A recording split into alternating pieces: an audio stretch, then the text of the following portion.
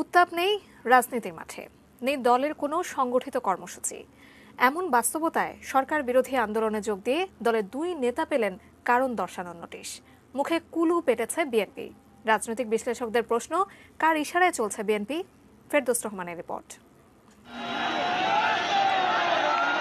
14 December সোমবার দুপুরে রাজধানীর জিরো পয়েন্টে হঠাৎ করেই জমায়েত বিএনপি এবং এর অঙ্গ সংগঠনের কয়েকশো কর্মী। সেখান থেকে সরকার বিরোধী স্লোগান।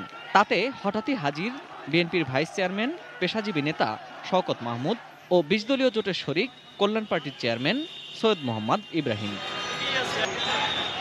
পুলিশি বাধায় অবশ্য মাঠে আধা ঘন্টাও দাঁড়ানো হয়নি।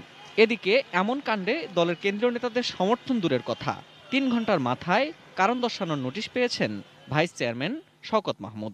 দলীয় শৃঙ্খলা পরিপন্থী কাজে যোগ দেওয়ার জবাব দিতে হবে ৩ দিনের মধ্যে। একই কারণে নোটিশ পেয়েছেন আরেকজন ভাইস চেয়ারম্যান, মেজর অবসরপ্রাপ্ত হাফিজউদ্দিন আহমেদ। মঙ্গলবার এ বিষয়ে কথা বলতে শওকত মাহমুদকে পাওয়া যায়নি।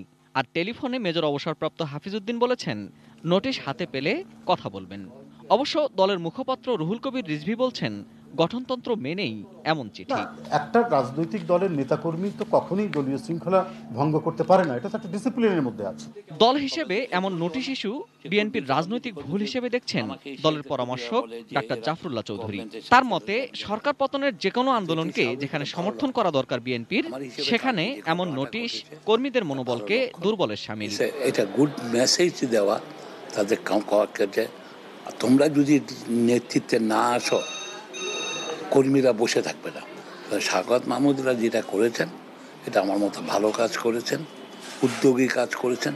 এটা ওনারা যদি শৃঙ্খলা ভঙ্গও করে থাকেন, তাকে একটা শওকত হতেই পারে, কিন্তু সেটা পাবলিকলি না করে প্রাইভেটলি তাকে ডেকে, তাকে ৫টার সময় ডেকে পাঠালে হতো, তুমি এটা কি করেছো। এটা ওনারা হঠকারিতা করেছেন।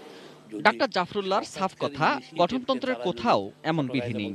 দলে কোনো রকম আলোচনা ছাড়াই ঘটা করে দুই নেতাকে এমন নোটিশ প্রমাণ করে বিএনপি চলছে অন্য কারো ইশারায়।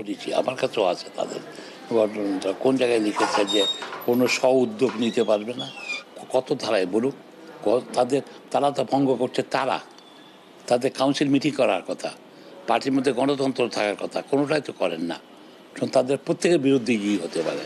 উপরের কর্মকর্তা তা জানে নাই, কারণ তাদের সম্পর্কে অভিযোগ আছে, বাজারে কথা প্রচলিত আছে, তাদের সরকারের সাথে তাদের আন্ডারহ্যান্ড ডিলিংয়ের কথাও আছে। ফখরুল তো কামেন ফুল ব্যক্তি, তাকে হঠাৎ এটা কার নির্দেশে করেছেন কিনা আমি জানি না। উনি নিজের উদ্যোগে করেছেন না কারো নির্দেশে করেছেন। আজকে ইনারা থেকে মুখ খোলেন না। Ferdous Rahman, ATN news, Dhaka.